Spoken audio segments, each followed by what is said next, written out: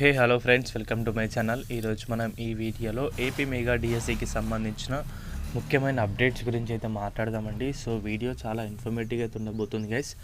Video skip చేయకుండా last వరకు అయితే చూడండి. మన ఛానల్కి ఎవరైనా కొత్తగా వచ్చుంటే మాత్రం సబ్స్క్రైబ్ అయితే చేసుకోండి. డైలీ అప్డేట్స్ అనేవి మన ఛానల్లో అందుబాటులో ఉంటాయి. ఇక మ్యాటర్ ఏంటంటే కనుక, సో డిఎస్సి అభ్యర్థులు ఎన్నో రోజుల నుంచి మెగా డిఎస్సి నోటిఫికేషన్ కోసం అయితే ఎదురు చూస్తున్న సంగతి అయితే అందరికైతే తెలిసింది కదా. సో మరి డిఎస్సి నోటిఫికేషన్ అనేది ఎప్పుడు ఉంటుంది, ఇంకా ఎంత సమయం పట్టడానికి అవకాశం ఉందని చెప్పేసి కంప్లీట్గా ఈ వీడియోలో మాట్లాడుకుందామండి. ముందుగా వచ్చేసి ఎస్సీ వర్గీకరణ అనే అంశం అయితే డిఎస్సికి ముఖ్య అడ్డంకిగా అయితే ఉండే.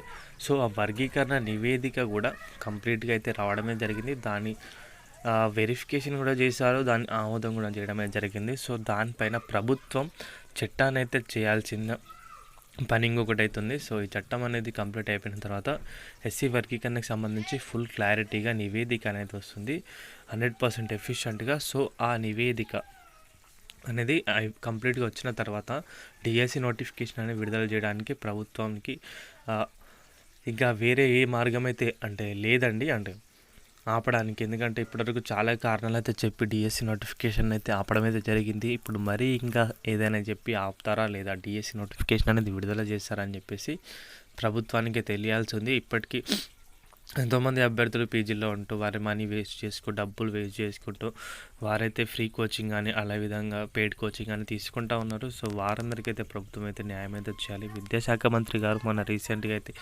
మాట మార్చినట్టుగా మారుస్తే కనుక ఈ సంవత్సరం కాదు, వచ్చే సంవత్సరంలో కూడా డిఎస్సి నోటిఫికేషన్ అనేది రాదండి. ఎందుకంటే మొన్న రీసెంట్గా అయితే మనం చూసాం, మార్చి నెలలో మెగా డిఎస్సి అని చెప్పేసి మళ్ళీ ఈ సంవత్సరంలో మెగా డిఎస్సి తీసుకొస్తామని చెప్పడమే జరిగింది. సో అలా మాట మారిస్తే కనుక అభ్యర్థులను అయితే మోసం చేసినట్టు 100%గా అవుతుంది. కాబట్టి సో విద్యాశాఖ మంత్రి గారు ఆలోచించుకోవాలి మరి దీనికి సంబంధించి.